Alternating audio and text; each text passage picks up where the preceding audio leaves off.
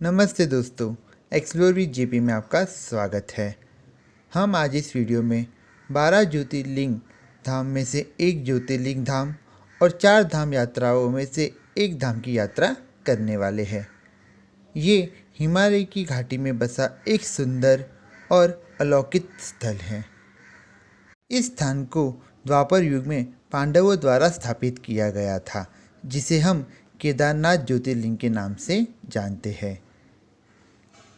इस स्थान की यात्रा अक्षय तृतीया के दिन शुरू होती है और दिवाली के दूसरे दिन पूर्ण होती है।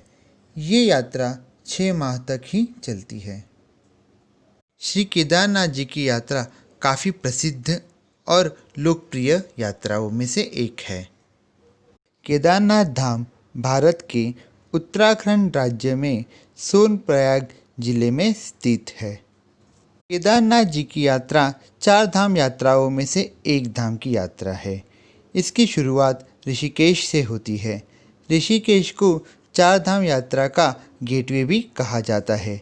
ऋषिकेश भारत के रोड और रेल सेवाओं से जुड़ा हुआ है। सभी यात्रालु 4 धाम यात्रा से पहले हरिद्वार में गंगा स्नान अवश्य करते हैं। उसके बाद ही 4 धाम यात्रा की शुरुआत करते हैं। केदारनाथ यात्रा के लिए हमें सबसे पहले गुप्त काशी पहुंचना होगा। ऋषिकेश से गुप्त काशी का डिस्टेंस 186 किलोमीटर का है। दोस्तों, ऋषिकेश से 74 किलोमीटर की दूरी पर हमें देवप्रयाग के दर्शन होते हैं। यहाँ पर हमें अलकनंदा और भगीरथी का संगम दिखाई देता है।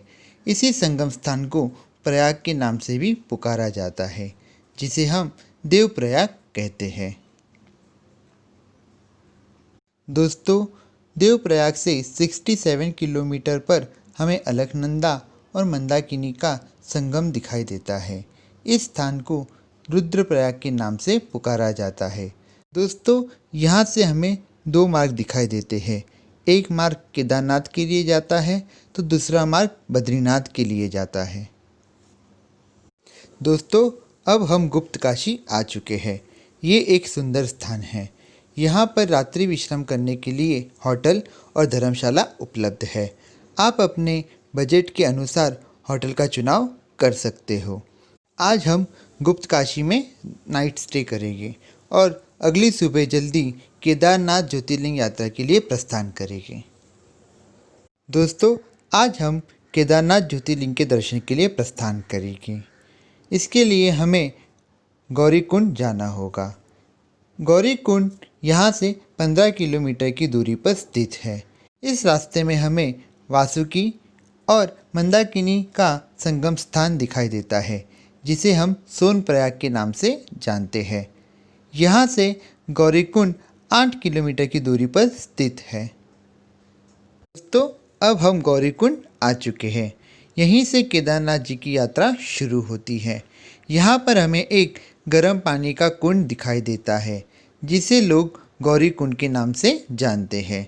इस कुंड के दर्शन और स्नान कर कर यात्रालु आगे की यात्रा शुरू करते हैं। इस रास्ते की प्राकृतिक सुंदरता देखते ही बनती है। यहाँ पर हमें अनेकों झरने और ग्लेशियर दिखाई देते हैं। एक पौराणिक कथा के अनुसार द्वापर युग में महाभारत के युद्ध में पांडव कौरव वंश का विनाश कर देते हैं। इस कारण महादेव उन पर काफ़ी क्रोधित हो जाते हैं। इसलिए पांडव महादेव से क्षमा मांगने और कुल विनाश के पाप से बचने के लिए वो महादेव की उपासना करते हैं। इसलिए सर्वप्रथम वो काशी के लिए प्रस्थान करते हैं, किंतु पांडवों को वहाँ महादेव के दर्शन नहीं होते। उन्हें नारद मुनि से ये ज्ञात होता है कि महादेव केदार घाटी में जा बसे हैं। इसलिए पांडव केदार घाटी के लिए प्रस्थान करते हैं। जब ये महादेव को पता चलता है, तब महादेव बैल स्वरूप में गाय भैंसों के झुंड में जाकर मिल जाते हैं। और जब ये बात भीम को पता चलती है, तब वो अपना आकार बड़ा कर लेता है और 2 पहाड़ियों के बीच में अपने पैर फैला देता है। बाकी सारे गाय भैंस और बैल भीम के पैरों के नीचे से दौड़ जाते हैं, किंतु महादेव ऐसा नहीं करते।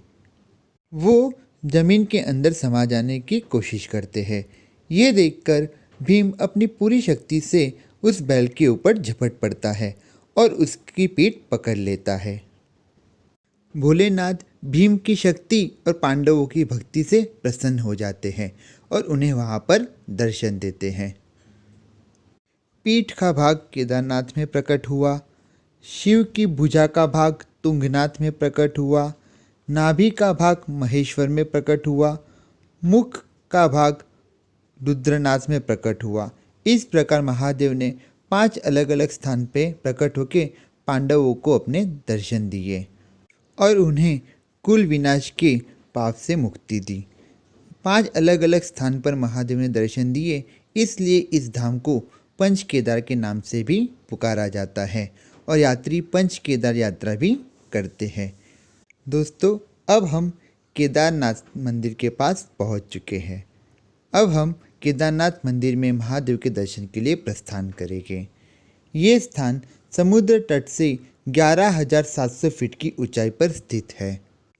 इस मंदिर की स्थापना आदि गुरु शंकराचार्य ने की थी। मंदिर 6 फीट की ऊंचाई के प्लेटफॉर्म पर बना हुआ है। मंदिर के पास से ही अलकनंदा नदी बहती है। मंदिर काफ़ी पुराना और भव्य है। मंदिर के अंदर हमें पांडवों की मूर्ति दिखाई देती है। मंदिर के गर्भ में हमें एक बड़ा सा ज्योतिर्लिंग दिखाई देता है, जिसके ऊपर यात्री घी लगाकर अभिषेक करते हैं। केदारनाथ ज्योतिर्लिंग के दर्शन करते ही यात्री अपनी सारी थकान भूल जाते हैं और भोले के रंग में रंग जाते हैं। बोलो हर हर महादेव। दोस्तों, अब हम मंदिर के पीछे भीमशिला के दर्शन के लिए प्रस्थान करेंगे। दोस्तों, केदार घाटी के ही एक ग्लेशियर चोराबारी से मंदाकिनी नदी का उद्गम स्थान है। मंदाकिनी गंगा का ही एक नाम है। दोस्तों, अब हमारे केदारनाथ ज्योतिर्लिंग और केदारनाथ साइट सीन के दर्शन हो चुके हैं। अगर आप चाहो तो वापसी में आप गौरीकुंड या गुप्त काशी के लिए प्रस्थान कर सकते हो। अगर आप चाहो तो रात्रि विश्राम भी यहाँ पर कर सकते हो। इसके लिए आपको बेस कैंप और GMVM के टेंट उपलब्ध है, जो आप अपने बजट के अनुसार बुक करवा सकते हो। यहाँ पर खाने पीने की सुविधा भी उपलब्ध है। दोस्तों, आज रात हम यहीं पर रात्रि विश्राम करेंगे। दोस्तों, यहाँ पर हमारी केदारनाथ ज्योतिर्लिंग यात्रा पूर्ण होती है। अगले दिन हम वापसी के लिए उसी मार्ग का चुनाव करेंगे जिस मार्ग से हम यहाँ पर आए थे। दोस्तों, अगर आप बद्रीनाथ यात्रा के लिए प्रस्थान करना चाहते हो तो गुप्त काशी से वाया उकीमठ रोड से आप जा सकते हो। ये हमने हमारी अगली वीडियो में बताया है। ऐसे ही भारत देश के अनेकों धार्मिक स्थलों की जानकारी पाने के लिए आप हमारे चैनल को सब्सक्राइब कीजिए, वीडियो को लाइक कीजिए और वीडियो को शेयर कीजिए और बेल आइकन दबाना ना भूलिए। वीडियो पूरा देखने के लिए एक्सप्लोर विद जेपी की ओर से धन्यवाद।